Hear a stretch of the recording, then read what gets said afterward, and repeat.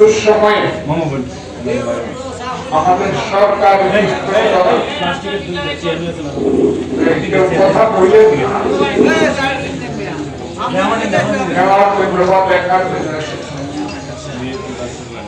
আমি সবাইকে ঈদ মোবারক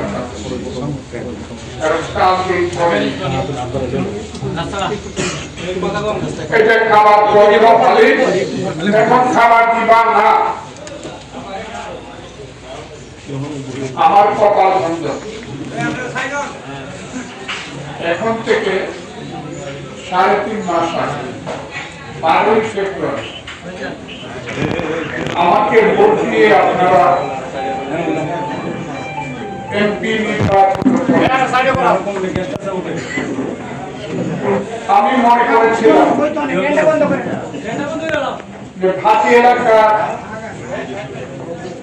যে অবস্থা ছিল সেই অবস্থায় এইবার যদি আল্লাহর রহমতে সবার ঘরে ঘরে ফসলটা উঠত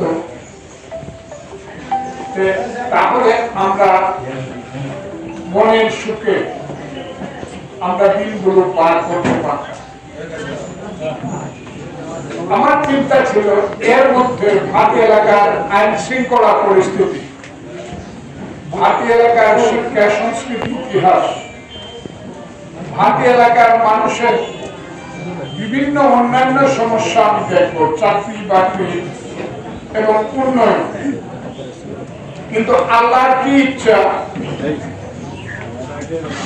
এমন বৃষ্টি এবার হলো, এবার কিন্তু আগাম বন্যায় জমি ডুবে নাই, জমি ডুবেছে কিন্তু অতি বৃষ্টিতে। এমন বৃষ্টি হলো যে এর উপরে কারো হাত নাই। আগাম বন্যা হলে বাদ দেওয়ার চেষ্টা করতে পারতাম সবাইকে, কিন্তু বৃষ্টি সমস্ত ধান ডুবিয়ে দিল। হাওড় অঞ্চলের প্রায় 80-90 ভাগ ফসল নষ্ট হয়ে গেল।